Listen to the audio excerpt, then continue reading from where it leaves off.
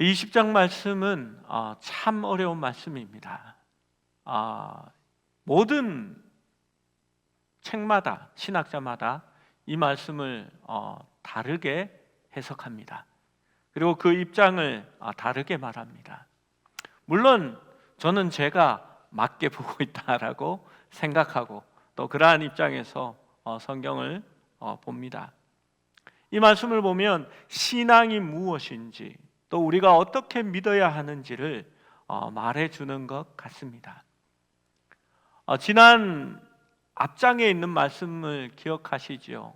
기브아에서 그 길에 거류하는 그 불량한 사람들이 이 레위인과 상관하려고 이렇게 동성애죠.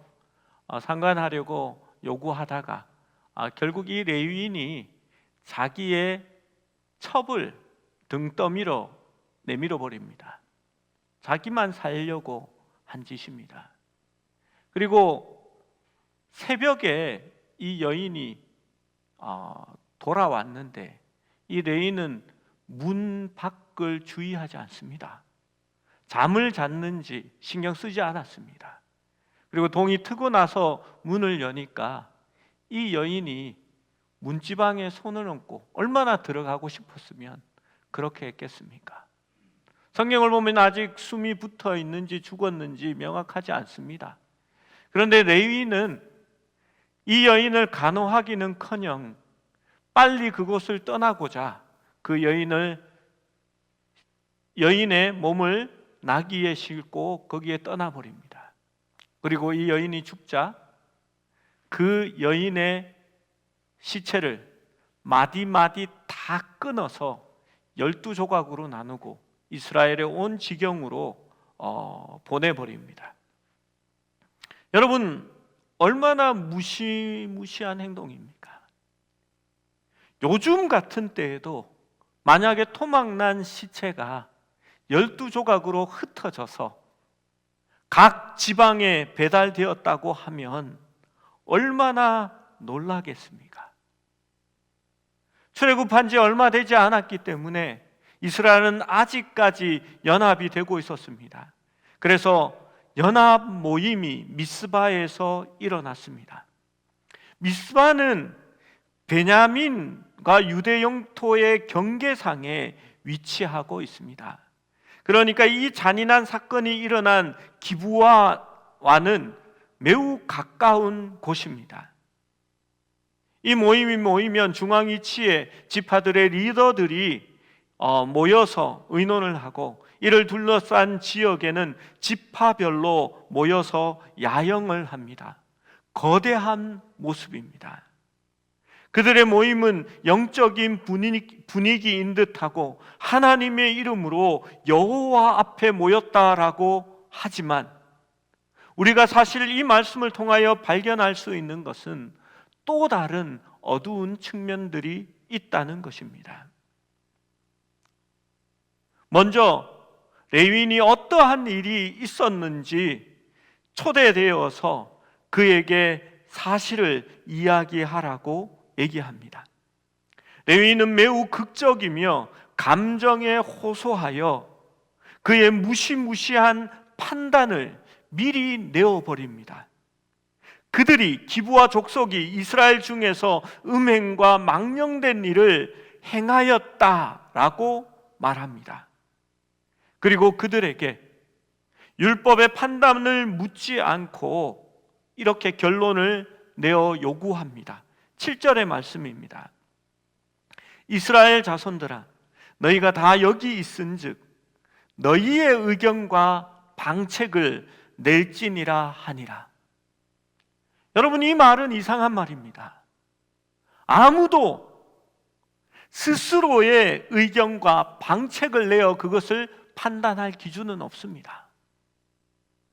이스라엘은 율법이 존재하고 하나님의 법이 그들 가운데 있었기 때문에 먼저 하나님의 법대로 판단하고 이 일을 진행해 나가야 했습니다. 레위인은 진실을 왜곡하고 있습니다. 실제로 기브아의 거민이 전부 다가 레인을 죽이려고 한 것이 아닙니다. 일부 불량배가 그렇게 하였고, 그들은 레인을 죽이려고 한 것이 아니라 성적인 대상을 찾고 있는 사람이었습니다. 그런데 레인은 거짓말을 한 것입니다. 그리고 레인은 그들에게 자신만 살려고 자신의 여인을 문 밖으로 등 떠밀어 내보냈다라고 말하지 않았습니다. 자신 때문에 사실은 첩이 죽은 것인데 그것을 그렇게 말하지 않은 것입니다. 거기에다가 문지방에서 다음날 해가 뜨고 난 다음에야 자신의 여인을 발견했지만, 자신이 그렇게 했던 그의 못난 냉담한 행동들을 절대 이야기하지 않았습니다. 레인의 증언은 자신이 최대한 정결하게 보이고 자신이 피해자인 것처럼 그렇게 꾸며서 이야기한 것입니다. 11지파는 한 사람이 되어서 기브아를 공격하기로 합의합니다. 먼저 베냐민 지파 전체의 대표자를 보내 백성들에게 그들의 사악함을 고백하고 죄를 지은 사람들을 넘겨줄 것을 촉구합니다. 물론 베냐민 지파는 그 사람들을 넘겨주어야 합니다.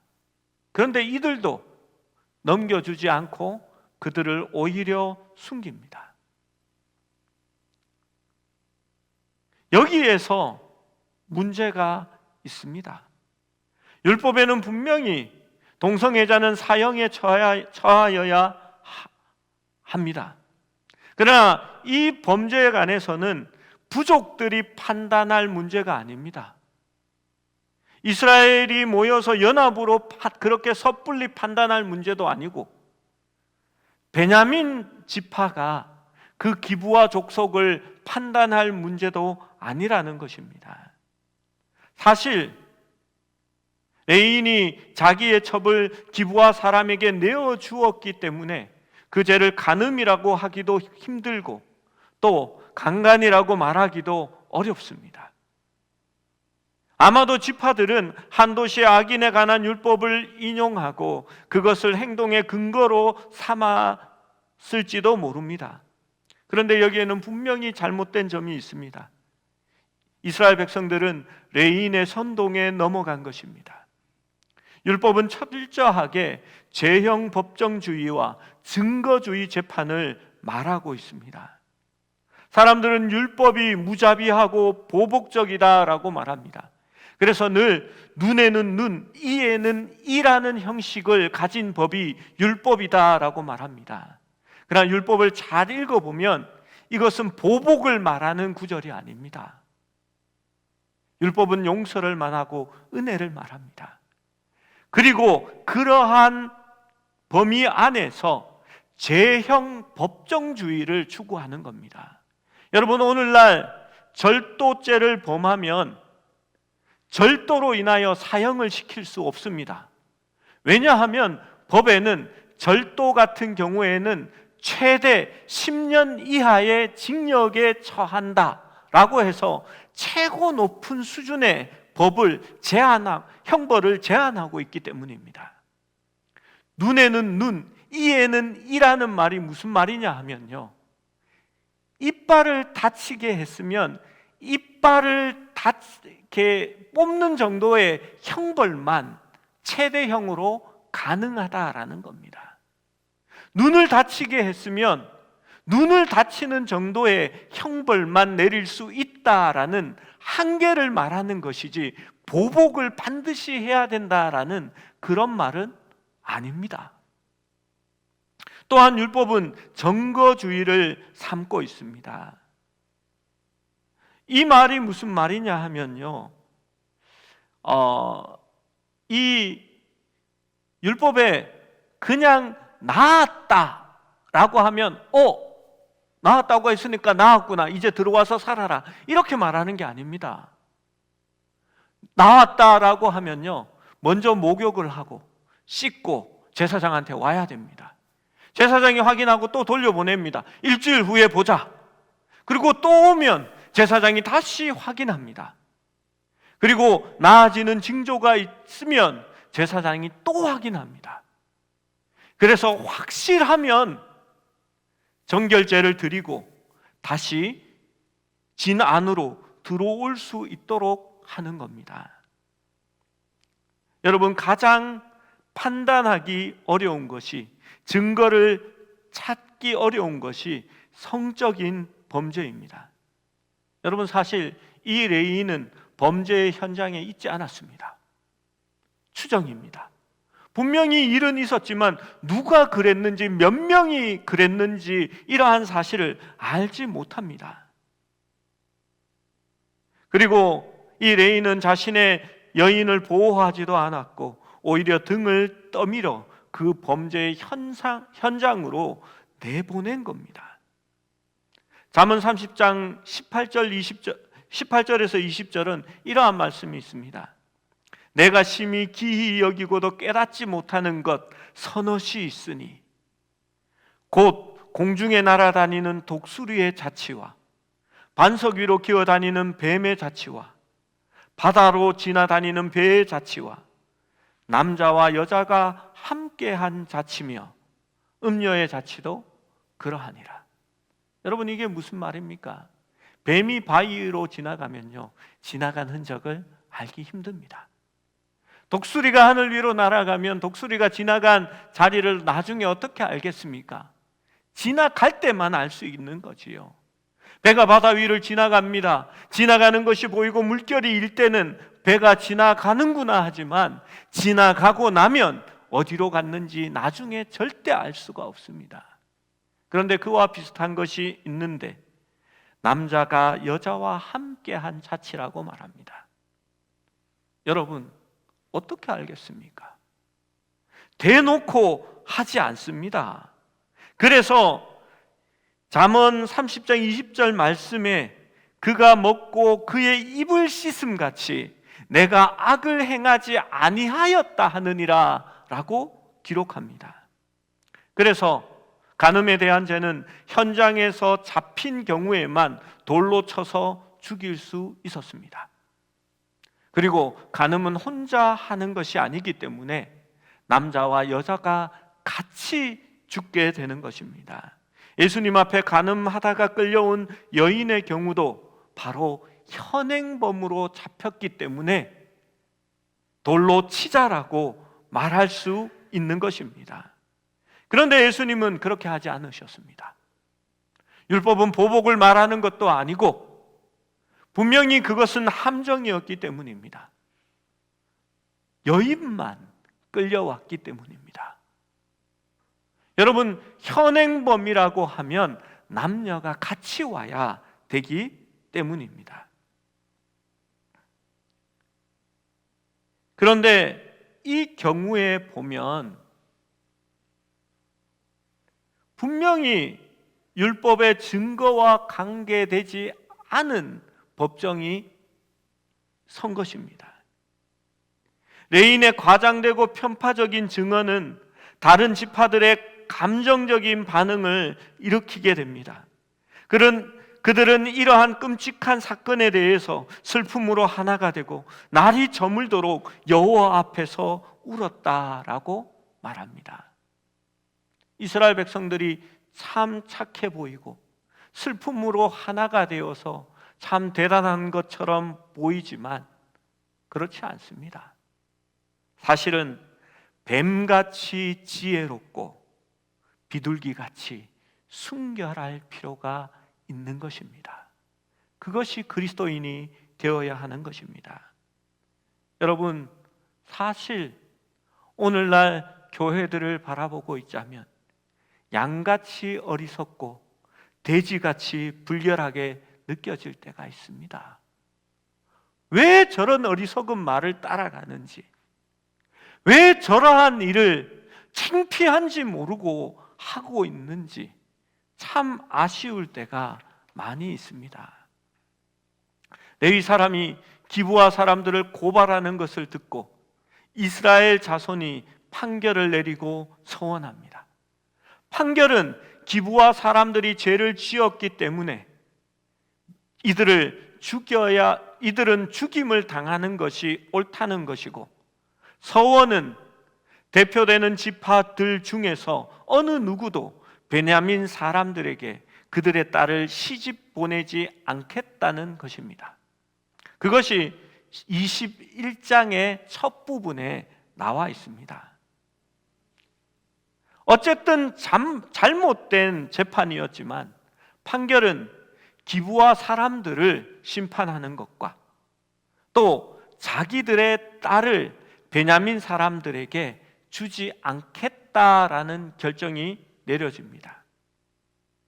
이 잔혹한 행위로부터 무언가 긍정적인 것이 나타나는 것처럼 보이지만 이것은 사실 비극적인 아이러니입니다.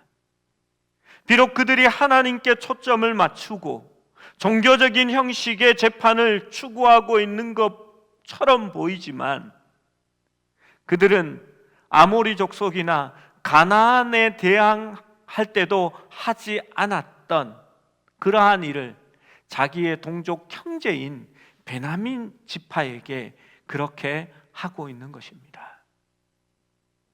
처음에는 유다 지파가 먼저 갑니다. 제비를 뽑아서 유다 지파가 나왔기 때문입니다. 이 레인이 속한 베들레헴은 유다 지파의 고을입니다. 그리고 유다 지파의 22,000명이 거기서 전사하게 됩니다. 여러분, 아이러니하지요.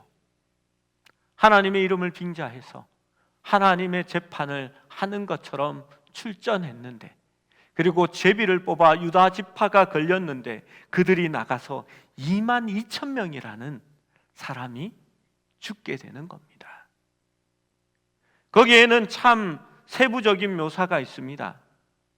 이들 베냐민 지파에는 700명의 특별히 선택된 사람들, 병사가 있었는데 이들은 뛰어난 왼손잡이인 물맷돌 명사수 부대라고 묘사하고 있습니다.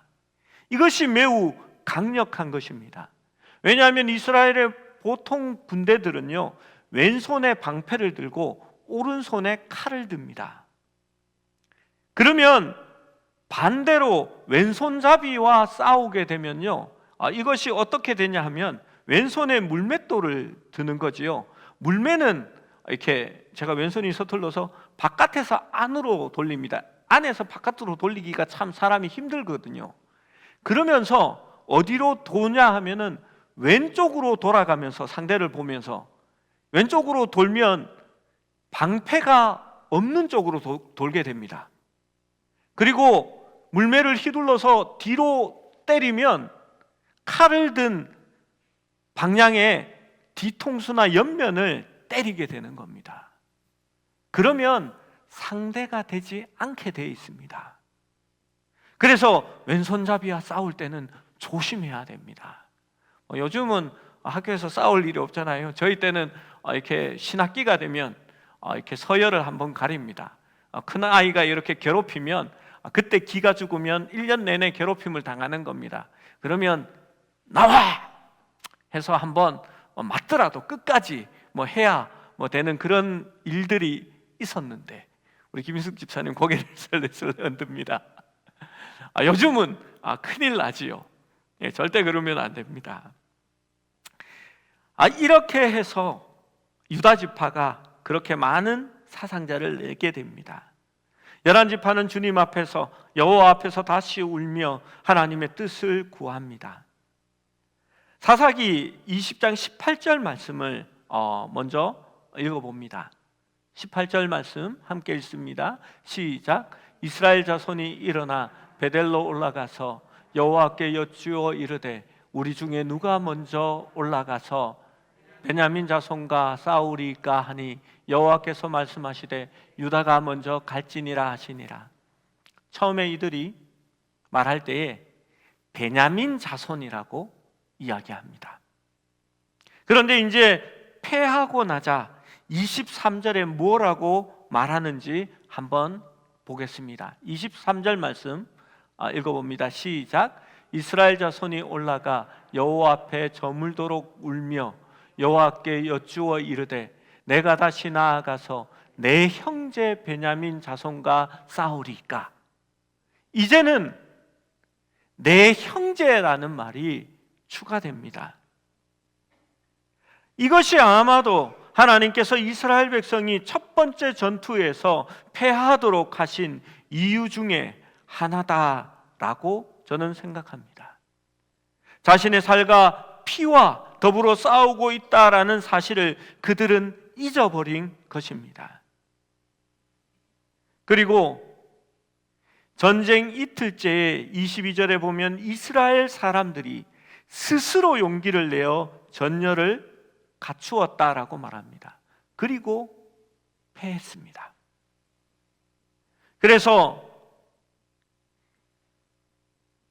이번에는 18,000명의 병사가 죽었습니다. 상황이 암담합니다. 22,000명이 죽더니 18,000명이 죽었습니다. 4만 명의 병사가 죽은 겁니다. 여러분, 4만 명이라고 하면 엄청난 숫자입니다. 28절의 말씀을 또 함께 읽어봅니다. 28절입니다. 시작. 아론의 손자인 엘르아살의 아들 빈스가 그 앞에 모시고 섰더라. 이스라엘 자손들이 여쭈기를 우리가 다시 나아가 이제 자신의 스스로의 용기를 내어 전열을 갖춘 것이 아니라 아론의 손자 비느하스를 모시고 그를 세우고 그에게 다시 하나님 앞에 물어보게 만드는 것입니다. 11지파는 금식하며 눈물을 흘리며 다시 주님의 얼굴을 찾았습니다. 주님은 그들의 기도에 응답하셔서 다시 공격하라고 말씀하셨을 뿐만 아니라 이번에는 승리할 것이라고 확신시켜 줍니다. 이 사실에도 불구하고 베냐민 지파를 대하는 이스라엘 족속들의 모습은 이방인 가나안 족속을 다루는 것보다도 더 악랄하고 모질게 대하고 있습니다. 여러분, 이틀 동안 승리로 인해서 자신만만했던 베냐민 군대는 이스라엘 군대를 만나서 처음에 30명이 죽으니까 성 밖을 나와서 이렇게 이스라엘 족속들을 쫓아갑니다. 그때에 매복해 있던 이스라엘 군대가 성 안으로 들어가서 기브온을 끝장내게 됩니다. 여기까지가 판결문입니다. 판결은 기브온을 쳐부수는 것이고 그들에게 심판하는 것이었습니다. 그런데 이스라엘 백성들은 여기서 더 나갑니다. 여러분, 이방인들은 그들과 타협하지 말고 그들의 신들을 받아들이지도 말고 그 족속들을 멸하라라고 성경은 얘기했는데 그들은 그렇게 하지 않았습니다. 차라리 그들을 종으로 부리고 그들로 하여금 일을 시키고 그들로 통하여 이익을 얻는 것이 더 낫다라고 생각했기 때문입니다. 그런데 이스라엘 백성은 그렇게 부릴 수 없지 않습니까? 형제를 종으로 만들 수는 없겠지요. 그런데 이들은 이방인보다 더 못하게 이들을 대합니다. 베냐민 족속의 칼을 빼는 자들 25,000명이 죽게 됩니다. 베냐민 족속 600명이 광야로 도망하여 림몬 바위에서 넉 달을 지내게 됩니다. 이스라엘 백성들은 끝까지 따라가면서 사람들을 죽입니다. 그것도 모자라서 이제는 이 이스라엘 자손들이 베냐민 자손들에게로 돌아와서 46절에서 48절 말씀을 보면 온 성읍과 가축과 만나는 자, 어린아이와 부녀자를 막론하고 다 칼로 치고 닥치는 대로 성읍마다 모두 불살라 버립니다. 여러분, 엄청난 만행입니다. 만약 이스라엘 백성들이 그들의 가장자리 안에 놓여 있는 그들의 악마의 얼굴을 직면했다면 아마도 달랐으리라 생각합니다. 여러분, 이 사람들은 하나님의 말씀과 전혀 상관없는 사람들입니다. 하나님의 재판을 따르지도 않았고 그 말씀대로 행하지도 않았고 그 잘못된 재판의 판결마저도 이들은 따르지 않은 것입니다. 여러분, 그것이 그 소견에 옳은 대로 행하였더라라는 사사기의 말씀의 실체를 보여주는 겁니다. 형식이나 모양은 다 종교성이 충만한 것 같고 하나님을 찾고 구하며 울며 하나님 앞에 메어 달리는 것처럼 보이지만 그들의 행동은 전혀 하나님의 뜻과는 상관이 없다는 것입니다. 우리는 가끔 교회에서 형제들이 서로 싸우는 소식을 듣고 또 불행하게도 그 속에 포함될 때도 있습니다. 이러한 일을 우리가 조심하지 않으면 일방적인 이야기만 듣고 감정적인 호소에 쉽게 동조되어 스스로 판단하는 교만한 위치에 설 수 있습니다. 옳다고 정의롭게 행하지만 사실은 여호와의 말씀과 상관이 없고 자기 소견에 옳은 대로 행하고 있는 그러한 일이 되기 십상입니다. 우리는 우리의 삶을 매우 조심스럽게 볼 수 있어야 합니다. 여러분, 어디에 비춰서 보아야 할까요? 하나님의 말씀에 비추어서 자기를 돌아볼 수 있어야 하는 것입니다. 레인의 감정적인 말이 아닙니다. 하나님의 말씀이 되어야 하는 겁니다. 소견에 옳은 대로 행하는 것이 아니라 말씀에 옳은 대로 행할 수 있어야 하는 것입니다. 어디서부터 하나님의 말씀과 어긋났는지 늘 주의 깊게 살펴보고 하나님께 그것을 알려달라고 기도할 수 있어야 합니다. 그래서 늘 일이 있을 때마다 겸비하여 기도하고 하나님의 뜻을 구할 수 있는 우리 공동체가 될 수 있어야 하는 것입니다. 여러분, 말씀을 이해하지 못하면 늘 내 소견에 옳은 대로 행합니다. 그러면서도 그것이 마치 하나님의 일인 것처럼 말할 때가 많이 있습니다. 여러분, 그래서 우리가 큐티를 합니다. 처음 시작해서 제가 지금은 조금 더 기다리고 있습니다. 그런데 중요한 것이 있습니다. 일주일 동안 은혜 받은 것 나누고 일주일 동안 내가 생활하면서 느낀 것들을 얘기하기 쉬운데 그러면 레위인의 호소가 되기 십상입니다. 왠지 아십니까? 내 감정에, 내 소견에 옳은 대로 말하기 때문입니다. 이제 우리가 시간이 조금 지나갔으니까요, 우리 인도하는 교육자들도 패턴을 이제 바꾸어 나갈 겁니다.